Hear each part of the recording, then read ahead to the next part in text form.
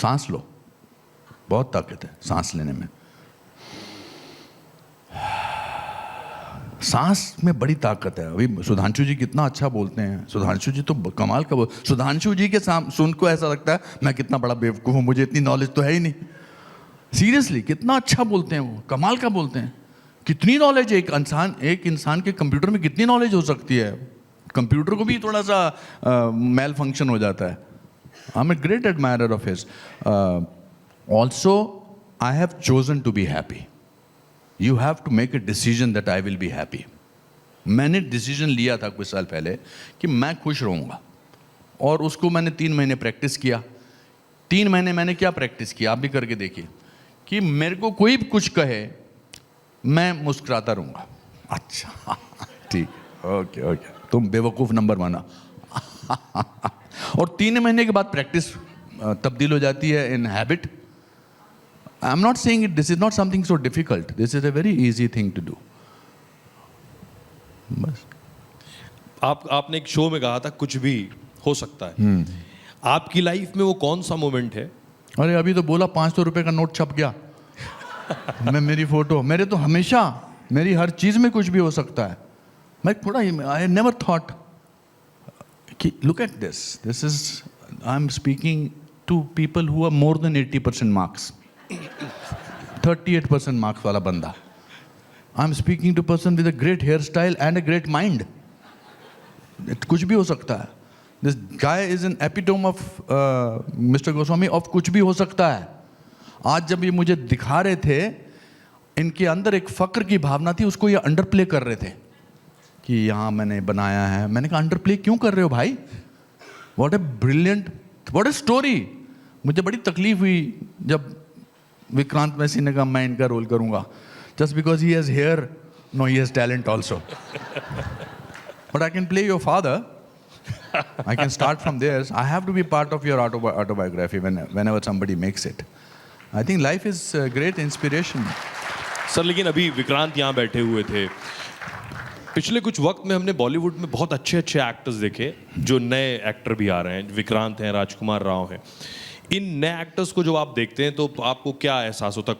Competition feel होता है, इनसे सीखने को मिलता है, या आपको लगता है ये तो बच्चे? सीखने को मिलता है, हमेशा सीखने को मिलता है। Because if you look at them from A point of view, उनका अलग तरीका है, उनका अलग इंटरप्रिटेशन है। मेरे एक्टिंग स्कूल में सबसे ज़्यादा फ़ायदा मुझे हुआ है खोलने का, because I see this young actors and actresses performing the seen in a different manner. I think today's generation of actors is very disciplined, is very hardworking, and उनको unfortunately with every film they have to keep proving themselves. अभी तो because there is so much of competition and there is so many sources of entertainment in the world that आपको हर film में अच्छा होना पड़ेगा. So there are so many, Ranbir Kapoor जो आपने जिनके नाम लिए, Vikrant, what a brilliant performance he gave. So I get very inspired by them. तो बॉलीवुड में पहले से ज़्यादा मुश्किल हो गया है न्यू कमर्स के लिए? नहीं, ऐसा कुछ नहीं है. मेरे दादाजी कहते थे बहते हुए दरिया को कोई नहीं रोक सकता. You just don't have to give up. Because if you are talented, if you are honest, and if you are hardworking, no power can stop you. अब तो मैं जब एक्टर बनने गया था तो मेरे को अपनी फोटोग्राफ लेके जाना पड़ता था. अब तो there are casting agencies, there are casting directors, there are shows that are there, reality shows are there, singing के शोज आर देयर, कुछ एक्टिंग के शोज हैं. अब अपने आपका खुद का इंस्टाग्राम पेज या आपका खुद का एक्स जो है, it's basically your own show reel. But how long can you sustain? Will you be able to survive for 40 years? That has to be seen. जो एक्टर्स अभी मुंबई पहुंच रहे हैं, जो बात मैंने कही, आप वहीं रहते हैं, ज़्यादा बेहतर जानते हैं, कि हज़ारों युवा पहुंच रहे हैं एक सपने के साथ कि एक्टर बनना है. उसमें से कितनों के पूरे होते हैं ये भी आप जानते हैं, लेकिन क्या करने की ज़रूरत है जो लोग मुंबई पहुंच रहे हैं? क्या कमी रह जाती है जो कामयाब नहीं होते? Hard work, only hard work. आज मुझे ऐसा लगता है, मैं अपने स्टूडेंट्स को भी बोलता हूँ जो मेरे एक्टिंग स्कूल के हैं, if you work hard and you are honest, you will get your possibility. एक ज़माने में तो आपको एक खास किस्म का दिखना पड़ता था टू बी एन एक्टर. आज आप जैसे दिखते हो वो आपकी स्पेशलिटी है, क्योंकि आपको कोई ना कोई रोल मिल सकता है। मैं जब बॉम्बे में गया तो this is a very dignified bold look, पर जब आप शुरू शुरू में बाल झड़ते हैं तो आधे यहाँ से जाते हैं, आधे यहाँ से जाते हैं, आधे यहाँ से जाते हैं। और मैं जाके हर ऑफिस में बोलता था कि मुझे आप एक्टर बनना, तो कहते एक्टर, बाल नहीं है आपके, कैसे एक्टर बन जाएंगे आप? I was a gold medalist from drama school. So मैंने भी सोचा कि मैं कभी ज़िंदगी में बिना बाल के एक्टर बन के दिखाऊंगा, नेवर वेयर ए विग। सो इंडिविजुअलिटी रखने के लिए थोड़ा मुश्किल होता है, but now if you look in a certain manner, what ever manner, you have a chance of getting that role. But give up is not the possibility. अभी sir Pushpa 2 आई है, हम ये पिछले कुछ वक्त में देख रहे हैं सर कि साउथ की मूवीज जो हैं वो बॉलीवुड मूवीज के मुकाबले काफी अच्छा कर रही हैं। Of course, because the stories are original. और धरती से ज़मीन से जुड़ी हुई कहानियाँ हैं। थोड़ा सा मुझे लगता है with all my love for Hindi cinema, I am a product of that and I'm proud of being part of that. I think हम cool बनने की कोशिश में कहानी को भूल गए हैं शायद। To be cool. No, I think the success of Kantara, success of Pushpa is a real example of the earthiness is required. The stories from India is required. Sir वक्त खत्म हो रहा है, मैं चाहूँगा आपके साथ कि आप एक शब्द या एक लाइन में जवाब दें। कुछ बड़ी पर्सनैलिटीज हैं, जैसे प्रधानमंत्री Modi, one of the best prime minister of the country, sincere, unbelievably sincere towards the country, उनको सिर्फ देश का ख्याल है। Amitabh Bachchan, the tallest personality in the Indian film industry. When I say tallest, not physically only, the tallest. Film या theatre, film या theatre?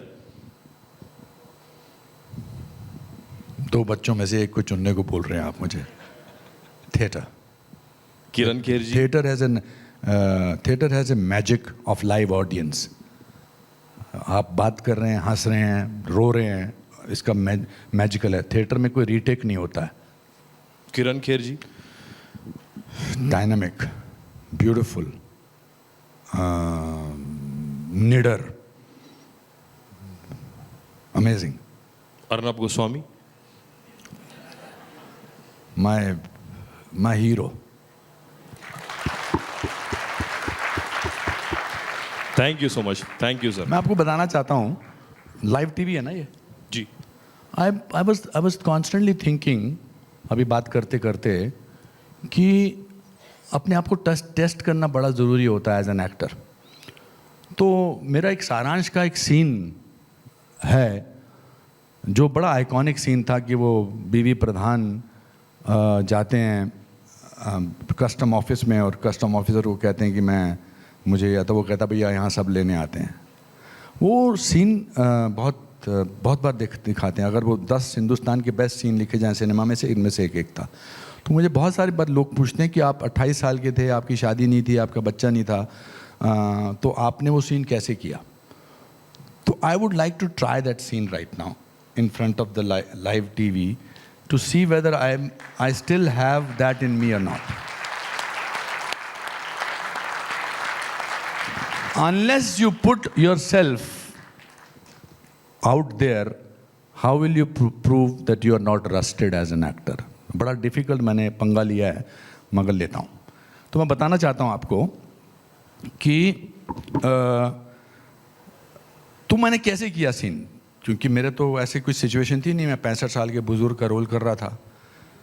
तो उस सीन को करने से पहले मैंने भट्ट साहब को ये कहा कि भट्ट साहब एक काम करते हैं, आप कैमरा तैयार रखना, मैं अपनी पीठ इस तरफ करूँगा, और जब मैं तैयार होऊंगा तो मैं ऐसे हाथ से इशारा करूँगा, और आप जो हैं इसका मतलब कैमरा रोल कर देना, and then I will deliver my lines.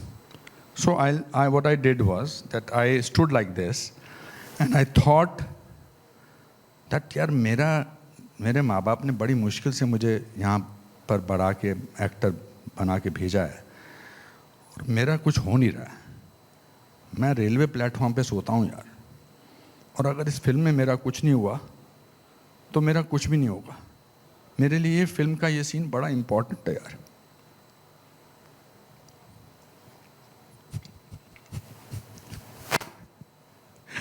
TV लेने नहीं आया हूं मैं, अपने मरे हुए बेटे की अस्थियां लेने आया हूं।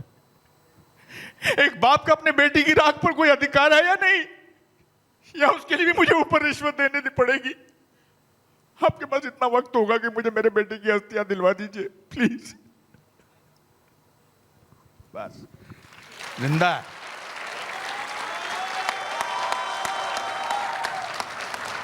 जिंदा है।